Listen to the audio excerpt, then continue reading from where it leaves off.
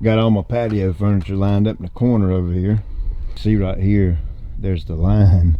It hadn't been pressure washed since I actually installed it years ago. So I've been working on getting all this pressure washed. But you can see the difference here and there. Look at that. Look at the difference in those two right there. So it'll look good once we get it all pressure washed. Whew, them pansies need some water. Gonna come back here to the bluegrass and we're gonna mow it. I gotta put some fertilizer down for the rain. We're gonna talk about fertilizer burning the turf and that kind of thing. I read a comment in one of my last videos. Does fertilizer burn? Yada yada. So we'll go over that in a minute, but let's get it mowed right quick. Oh yeah, put me a nice sharp blade on that rascal and we're ready to go.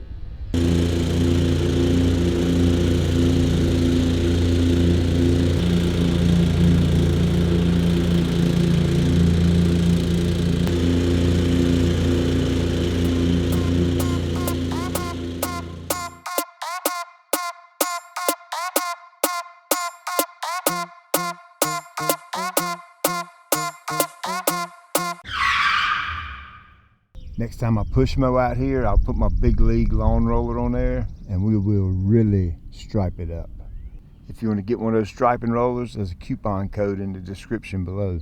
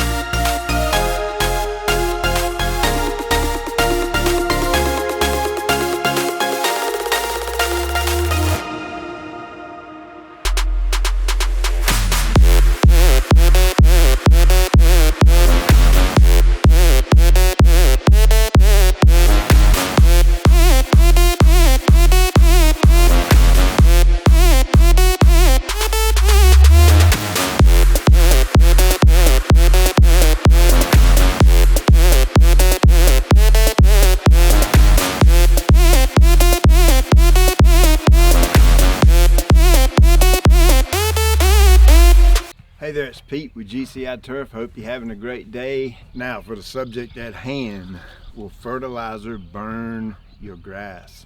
Well, absolutely it will. And over the years, I've learned that there's really two main reasons that's gonna happen. And what I mean by that is both of these reasons have to kind of work together in conjunction for you to actually burn your turf. Number one, quick release fertilizer. Number two, over application. When you put those two together, when you over apply, and I'm not saying you can't do that with other fertilizers, it's mainly with quick release fertilizers.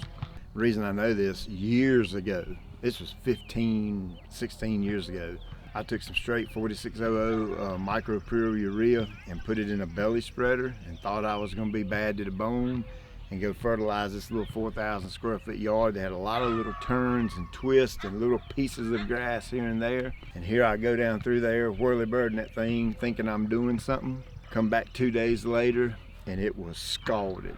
I mean, the yard looked terrible. It was hot in the middle of the summer. I had absolutely no business putting that much nitrogen on that tall fescue.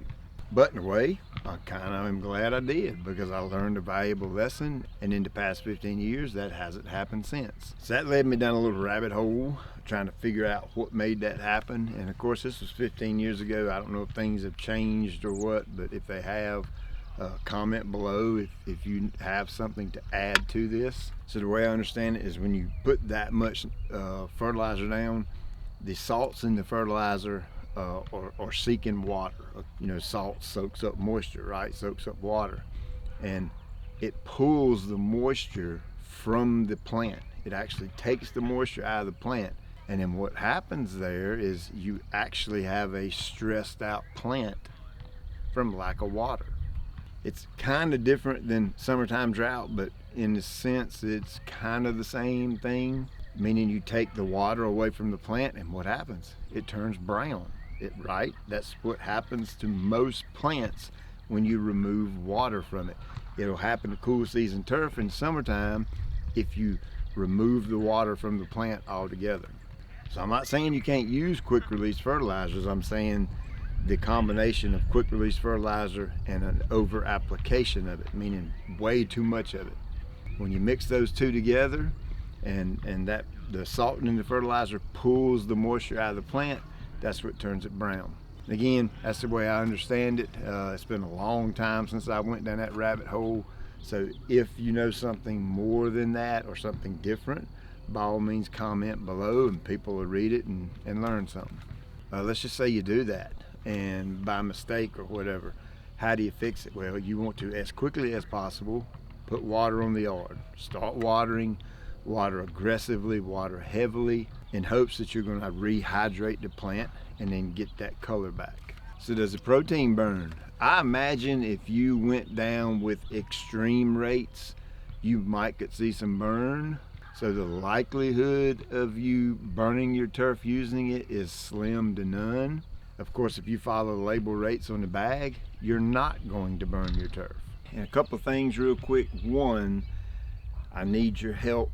I'm having to bag all this. It's 15,000 square feet and I'm bagging it intentionally because I still have a touch of Poa annua here and there, and right now everything's looking so good I don't want to take the time to go and dig it out. So I want to collect the seed heads. You know, that's the way I've always managed Poa annua, is I'll collect seed heads because the seed is next year's crop.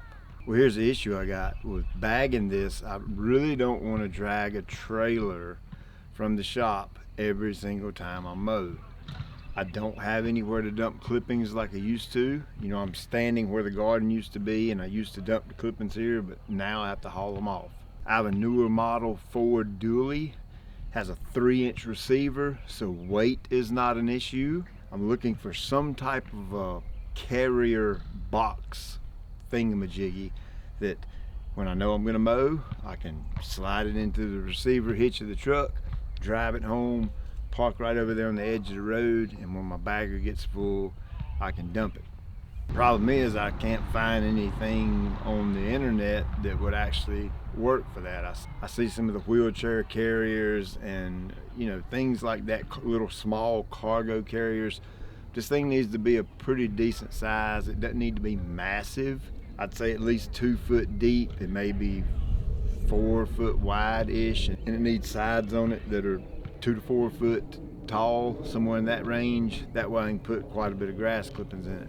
Yeah, I could keep putting them in trash bags and put them in the back of the truck and haul them, but it just seems to me it would be easier and more convenient for me if I had some type of a rack thing or carrier thing to go on the back of the truck, and I could use that. So comment below, let me know if you have any ideas on that.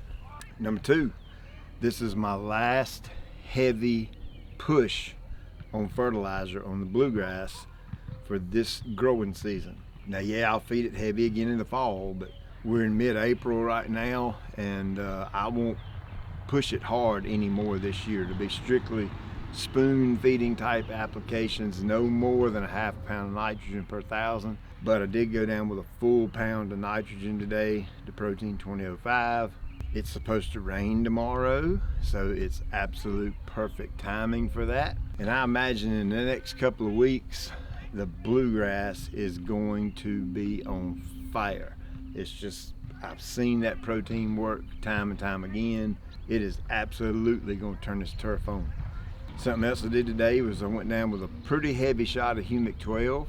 You know, humic's a dark substance, and it will stain things if you get it on it. This is actually the first time I've ever done this. I didn't want the humic to kind of stain the leaf blade, so I went back with my water hose, and you know, I've got a real high pressure with my well, and I was able to just go over the yard real quick and rinse the humic off of the grass blade.